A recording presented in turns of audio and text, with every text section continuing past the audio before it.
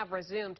The FAA did tell us there was another plane on the runway at the time of the hard landing, but couldn't confirm if it was involved in any way.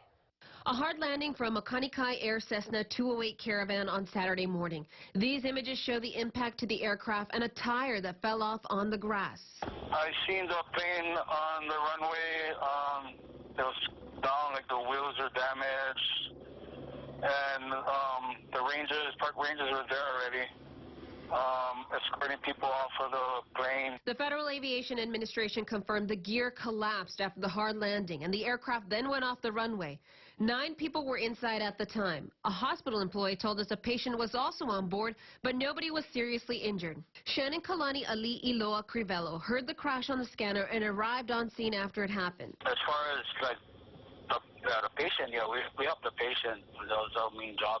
But other than that, was the care home staff took the patient in, and the tourists and some of the visitors were fine. The plane left Oahu at 8 o'clock on Saturday morning and was scheduled to arrive in Kalaupapa at 8:35. Now, because of the small size of the runway, no planes were able to leave or land in Kalaupapa. This video shows the runway at Kalaupapa. According to the Hawaii Department of Transportation, the runway length is under 3,000 feet. It's a two-direction runway. You know, it's runway 5 and 23 direction that you're coming. You don't have no error for crosswind landings. You got to make sure your landings, you know, are set properly and ready to go when you're coming in.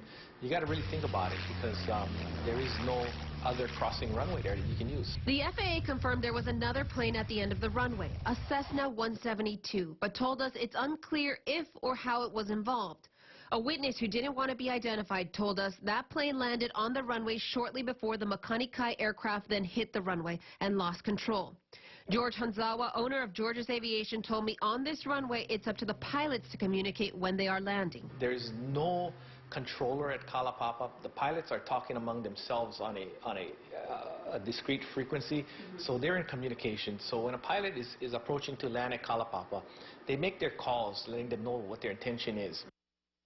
We reached out to the owner of Makani Air and the NTSB, and we'll let you know when we hear back. We will also keep you posted on any updates from the FAA.